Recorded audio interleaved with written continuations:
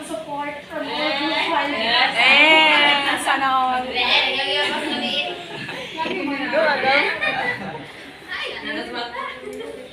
So, ang topic sa group 5 ay discrimination on the basis of sexual orientation, gender identity, and expression. So, muna ang SUGI in the Philippines. So, kung sanay ka na, makakuha naman dahil ka slide.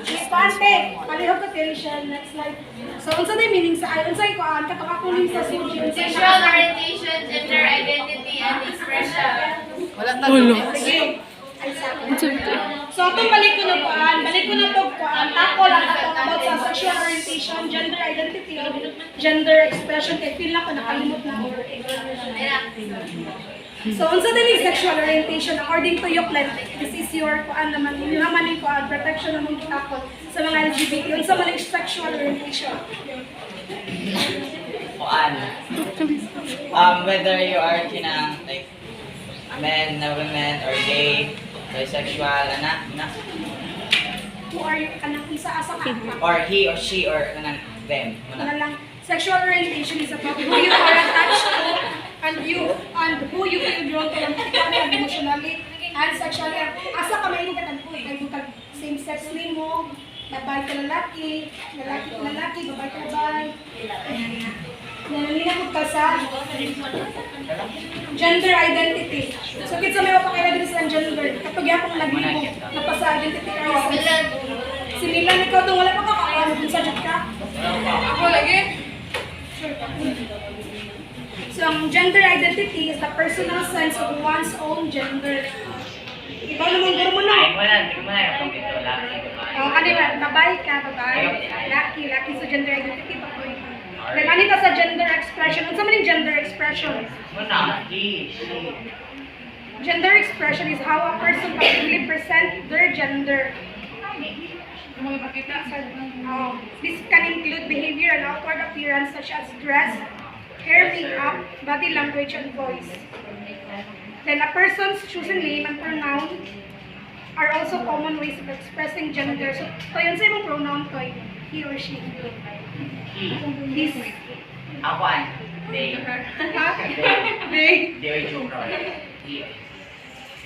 Ikaw, Prince, nagligo pa mga kakang sa mga. She. She ko tayo. Her, she. Hershey's ko no, Hershey's.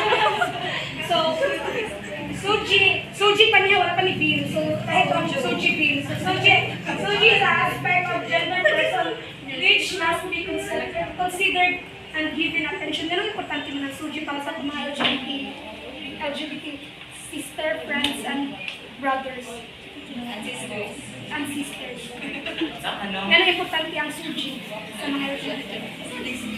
So, sexual orientation. Para doon sila, para maka-identify, hindi na sila maka-differences ba? Kung makawas, makaila kasi mong kaugali mong largo. So, you are free to, Suji, kaya naghatag sila upaan kanang protection sa mga LGBT. Naghatag po siya kanang rights. Suji pa may Suji. Anak ka, Poy Bill.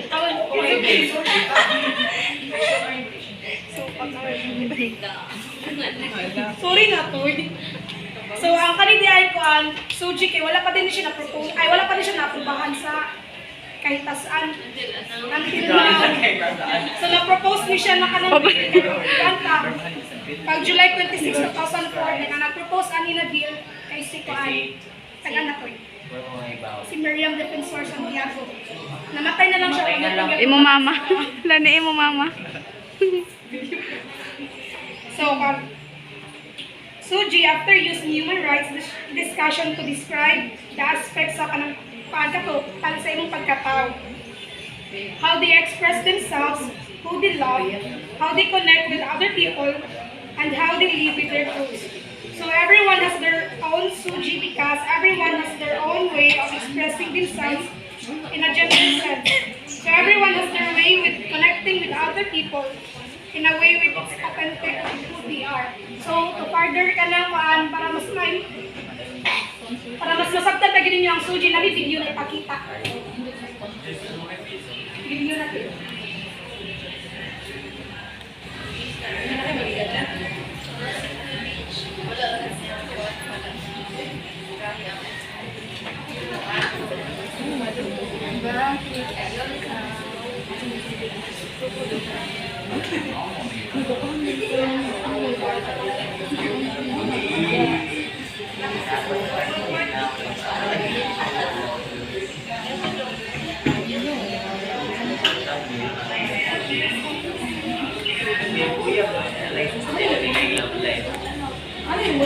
Model lang ka.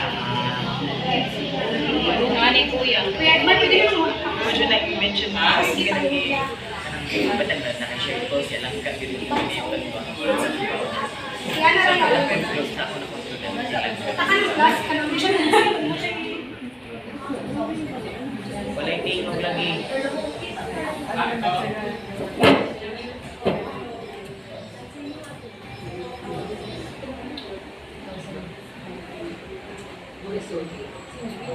Ibalik ko na kayo. It's all about celebrating and recognizing the diversity of an individual where it's common for kids to meet other schools exclusively for girls or boys.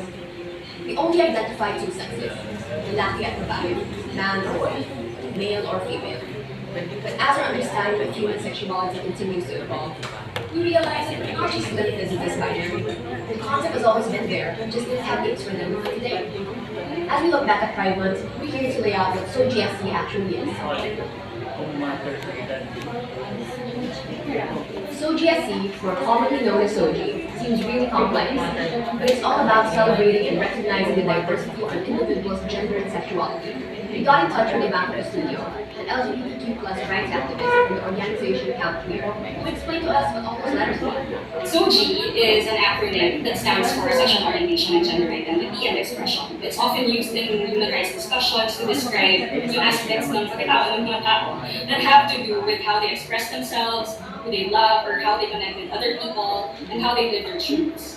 So everyone has their own SOGI because everyone has a way of expressing themselves in a gendered sense. Everyone has their own way of connecting with other people, and everyone needs to be able to live in a way that feels authentic to who they are. Sexual orientation describes who is one attracted to, desires, or loves, and often yung mga labels na ginagamit to describe sexual orientation include lesbian, gay, bisexual, pansexual, and many other labels that people use to signify their own experiences. Gender identity naman describes how a person sees themselves as either a man, a woman, neither, or both.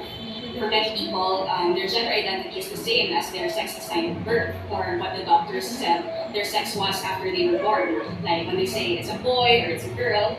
And if that's the case for you, then you are cisgender. But for many people as well, their gender identity is not the same as what their birth certificates reflect. And these people are described as transgender. So under this, there are transgender men, transgender women, non-binary, and many other identities that fall under the umbrella of transgender.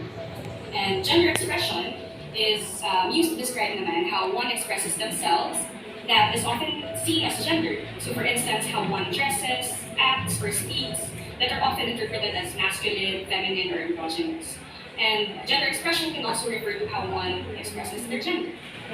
Another way to articulate SOGSC is through the Philippine LGBT Chamber of Commerce's 4Ws. We got to talk to Angel Romero of the Chamber to show us how they explain the 4Ws. The first W is what parts you have, meaning the sexual characteristics. Second is who you are attracted to, or the sexual orientation of that person. Third, which gender you are, or how you identify yourself, gender identity. And last is way you are, so how you express yourself, or gender expression. Our understanding of sexuality is continuously evolving. For a time, Filipinos only use the words bakla and tomboy to describe our peers. What SOGI is not about is forcing people to become LGBTIQ. It's really about bringing awareness to the fact that people should be respected and have the right to live and to thrive regardless of their SOGI.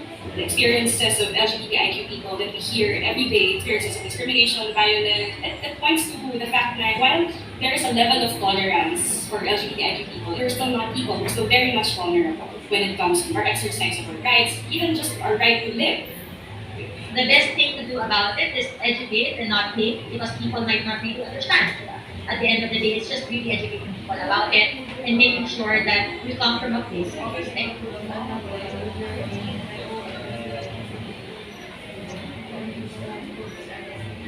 Sumurat ang video. So, hanggang sa video na everyone has their own SOGI because everyone has their own way of expressing themselves in a gendered sense.